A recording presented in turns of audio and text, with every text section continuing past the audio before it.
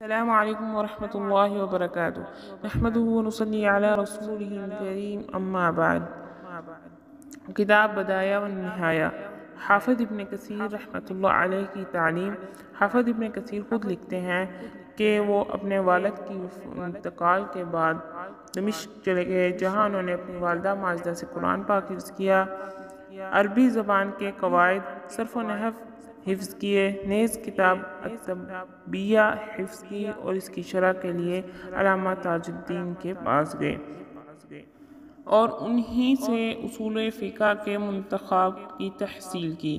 یہ بات ہمیں مصنف کے علاوہ بزرگ عالم دین ابن زملکانی نے بھی بتائی ہے۔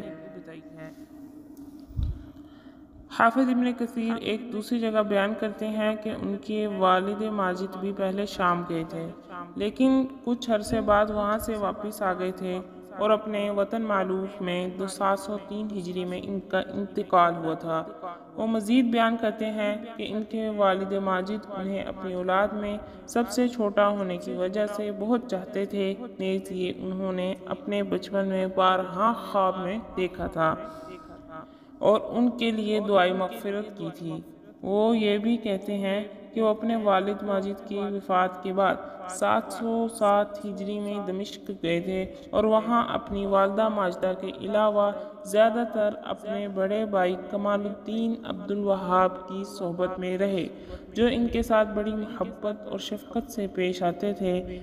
پھر ان کے بڑے بھائی عبد الوہاب، جن کی صحبت میں انہوں نے علمی میدان میں بہت کچھ حاصل کیا تھا، 750 ہجری میں وفات پا گئے۔ مصنف نے ابتدا میں اپنے بڑے بھائی کمال الدین عبد الوہاب کی صحبت میں علمی مشاغل جاری رکھے، جس کے بعد انہوں نے مزید حصول تعلیم کے لیے دیگر علماء عصر سے رجوع کیا۔ قرآن پاک انہوں نے 711 ہجری میں حفظ کر لیا تھا اور علم تجوید بھی حاصل کیا تھا۔ ابن کثیر رحمۃ اللہ علیہ نے اپنے بزرگ استاد شہاب الدین الحجار المعروف ابن شحنہ سے دارالحدیث اشرفیہ میں ایام تشریعات کے دوران قریباً 1500 احادیث کی اجازت ابلاغ حاصل کی تھی۔ شیخ شہاب الدین الحجار ابن شحنہ کی وفات بالتحقیق 100 سال بعد، بلکہ اس سے کچھ زیادہ عمر میں ہوئی تھی۔ ان کا سال وفات ابن کثیر نے 730 ہجری بتایا ہے۔ ابن کثیر نے فقہ کی تعلیم شیخین یعنی کمال الدین الفزاری اور کمال الدین بن قاضی شہید سے حاصل کی۔